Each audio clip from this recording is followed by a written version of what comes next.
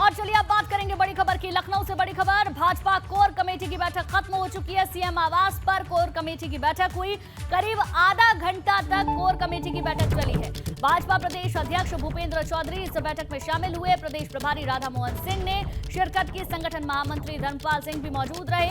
तो ये बड़ी जानकारी आपको दे रहे। उपचुनाव को लेकर महामंथन हुआ है। उपचुनाव में प्रत्याशी कौन होगा, अलग अलग सीटों पर, चाहे बात रामपुर की हो, मैनपुरी की हो, खतौली की हो, इसको लेकर मंथन हुआ है। करीब आधे घंटे तक बैठक चली है। शैलेश अरोड़ा हमारे संवाददाता ज्यादा जानकारी के साथ जुड़ गए हैं। शैलेश, आधे घंटे तक महामंथन, तमाम बड़े दिग्गज मौजूद रहे बीजेपी के, और बड़ी बैठक, क्या बैठक को लेकर जानकारी है आपके पास? देखिए, आज 3 सीटें जो उपचुनाव की है वहां पर प्रत्याशियों के नाम को लेकर मंथन हुआ। मुख्यमंत्री योगी आदित्यनाथ, भाजपा के प्रदेश अध्यक्ष भूपेंद्र चौधरी, संगठन महामंत्री धर्मपाल सिंह और प्रदेश प्रभारी राधा मोहन सिंह, ये 4 लोग यहां पर इस बैठक में मौजूद रहे मुख्यमंत्री आवास पर। मुख्यमंत्री आवास के सामने ही देखिए मौजूद है। 4 बजे बैठक शुरू हुई और 4:30 बजे खत्म हुई, यानी आधे घंटे की ये बैठक रही। दोनों डिप्टी सीएम भी कोर कमेटी के सदस्य हैं, लेकिन दोनों लोग क्योंकि बाहर हैं लखनऊ से कार्यक्रमों के चलते, ऐसे में वो लोग यहाँ पर नहीं पहुँच पाए। लेकिन सोर्सेज की माने तो बैठक से पहले ही जो भाजपा के प्रदेश पदाधिकारी हैं उनकी डिप्टी सीएम से फोन पर वार्ता भी हुई, अगर सोर्सेज की माने। और जब यहाँ पर बैठक हुई तो उन तीनों सीटों के लिए जो उपचुनाव होना है, जैसे मैनपुरी की बात करें तो वहाँ की लोकसभा सीट पर उपचुनाव होना है, रामपुर में आजम खान की सीट है, खतौली की सीट है, इन तीनों को लेकर प्रत्याशियों के नाम पर मंथन हुआ। अंतिम फैसला देखिए शीर्ष नेतृत्व को लेना है, लेकिन इन तीनों सीटों में जो सबसे ज्यादा मंथन है वो है रामपुर और मैनपुरी की सीट को लेकर, क्योंकि खतौली में तो अपनी सीट को बरकरार रखने की बात है, लेकिन रामपुर और मैनपुरी की जब बात करते हैं तो दोनों सपा के गढ़ हैं। रामपुर जहां पर आजम खान की अगर बात की जाए, वो या उनका परिवार ही हमेशा जीतता रहा, एक बार 1996 को छोड़ दे 4 दशक से।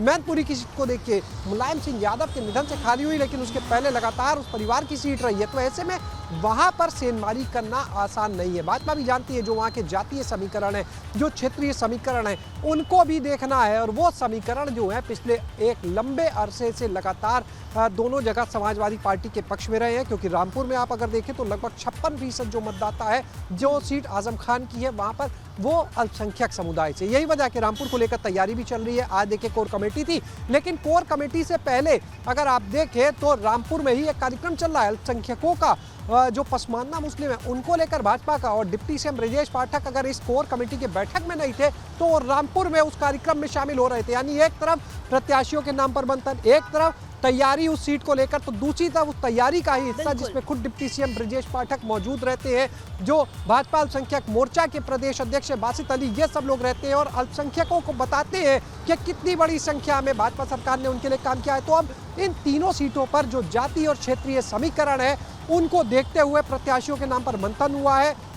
जो भी नाम यहाँ पर चर्चा में है वो शीर्ष नेतृत्व आगे फैसला लेगा कि किसको यहाँ पर टिकट देना है। लेकिन अगर मैनपुरी की बात करें तो देखिए डिंपल यादव के नाम का ऐलान समाजवादी पार्टी पहले ही कर चुकी है, यानी परिवार के ही एक दूसरे सदस्य को सीट से उतारा गया है। ऐसे में चुनौतियां जो है वो काफ़ी बढ़ जाती है। नाम पर निर्णय लेना इतना आसान नहीं होगा भारतीय जनता पार्टी के लिए भी। ऐसे में ये देखना होगा कि आज का जो मंथन था इस आधे घंटे की कई फैक्टर्स ध्यान में रखने होंगे। रामपुर का भी हम जिक्र कर रहे थे, क्योंकि जानती है बीजेपी कि वहां के समीकरणों के आधार पर ही प्रत्याशी को मैदान में उतारना होगा। रही मैनपुरी की बात, तो मैनपुरी में पहले से डिंपल यादव जो कि परिवार का हिस्सा है और कहीं ना कहीं वहां की जो जनता है उसका खास एक लगाव है। और ऐसे में ये ध्यान में रखना कि उनका मुकाबला डिंपल यादव से होगा। तो मैनपुरी का प्रत्याशी खतौली में भी, क्योंकि भारतीय जनता पार्टी तो कोशिश करेगी, लेकिन समाजवादी पार्टी भी कसर वहां पर नहीं छोड़ेगी। तो वहां पर भी एक जंग होगी कि जिस तरीके से पहले जीत हुई, इस बार भी वहां पर जीत हो।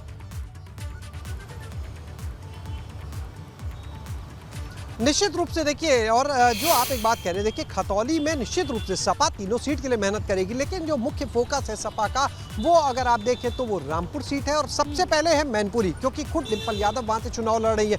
अगर उस सीट में कोई भी नुकसान होता है, क्योंकि जिस तरह से आप देखिए पहले आजमगढ़ हाथ से गया, रामपुर की जो लोकसभा सीट है वो उपचुनाव में हाथ से चली गई, दोनों सपा की सीटें थी, वहां पर झटका लगा। मैनपुरी से डिंपल यादव को उतारा है पार्टी ने, वहां पर देखिए एक सिंपैथी वोट भी इस बार होगा। बड़ी संख्या में जो उस परिवार से जुड़ा हुआ है तो ऐसे में राह मुश्किल है। लेकिन अगर जरा सी चूक होती है और कहीं सपा बिल्कुल, के लिए बहुत मान सोच लीजिए विचार अगर आगे करके प्रत्याशी जो को परिणाम है, उतारना होगा भारतीय जनता पार्टी को, और उसी को लेकर मंथन हुआ, बड़ी बैठक हुई। बहुत बहुत शुक्रिया पूरी जानकारी के लिए शैलेश साहब का।